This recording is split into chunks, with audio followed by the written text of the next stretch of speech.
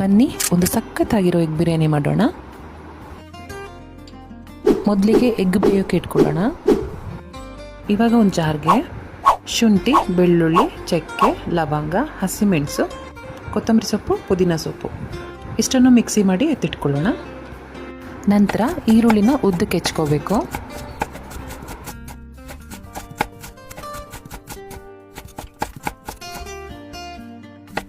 ಟೊಮೆಟೊನ ಸಣ್ಣದಾಗಿ ಹೆಚ್ಕೊಳ್ಳಿ.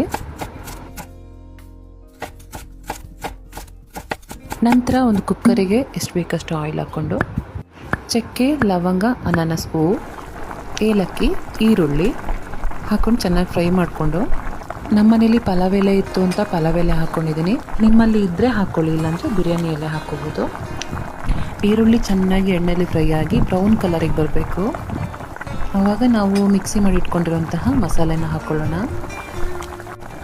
ನಂತರ ಸ್ವಲ್ಪ ಅರಶಿನ, ಸ್ವಲ್ಪ ಖಾರ ಪುಡಿ, ಸ್ವಲ್ಪ ಧನಿಯಾ ಪುಡಿ, ಸ್ವಲ್ಪ ಬಿರಿಯಾನಿ ಮಸಾಲ ಇಷ್ಟನ್ನು ಹಾಕ್ಕೊಂಡು ಚೆನ್ನಾಗಿ ಮಿಕ್ಸ್ ಮಾಡ್ಕೋಬೇಕು.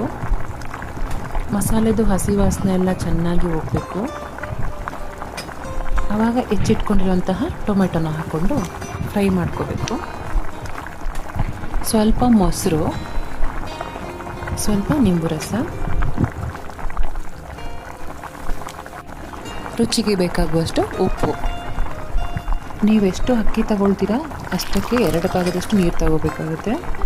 ನೀರು ಕುದಿಯೋ ಟೈಮಲ್ಲಿ ತೊಳೆದಿರೋಂತಹ ಅಕ್ಕಿನ ಹಾಕ್ಕೋಬೇಕು. ಈಗ ಲೋ ಫ್ಲೇಮ್ನಲ್ಲಿ ಬೇಯಕ್ಕೆ ಬಿಟ್ಕೊಳ್ಳೋಣ. ನಂತರ ಒಂದು ಕಡಾಯಿಗೆ ಬೇಯಿಸಿಟ್ಕೊಂಡಿರುವಂತಹ ಮೊಟ್ಟೆನೆಲ್ಲ ಉಪ್ಪು, ಖಾರ, ಅರಿಶಿನ ಹಾಕಿ ಸ್ವಲ್ಪ ಹೊತ್ತು ಫ್ರೈ ಮಾಡ್ಕೋಬೇಕು. ಈ ಥರ ಮಾಡಿದ್ರೆ ಮೊಟ್ಟೆಗೆ ಚೆನ್ನಾಗಿ ಉಪ್ಪು ಖಾರ ಎಲ್ಲ ಹಿಡಿಯುತ್ತೆ.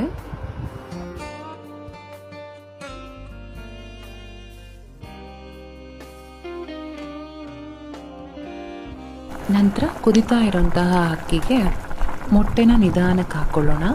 ಮೊಟ್ಟೆ ಹಾಕಿದ್ಮೇಲೆ ಜಾಸ್ತಿ ಸೌಟಾಕಿ ತಿರುಗಿಸೋದು ಬೇಡ. ಕೊನೆಗೆ 1 ಸ್ಪೂನ್ ತುಪ್ಪ ಹಾಕಿ ಕುಕ್ಕರ್ ಲಿಡ್ ಕ್ಲೋಸ್ ಮಾಡಿ 2 ವಿಷಲ್ ಬರೆಸ್ಕೊಂಡ್ರೆ ಸಾಕು. ಇವಾಗ ಸಖತ್ ಟೇಸ್ಟಿಯಾಗಿರೋ ಎಗ್ ಬಿರಿಯಾನಿ ರೆಡಿ ಆಗೋಯ್ತು.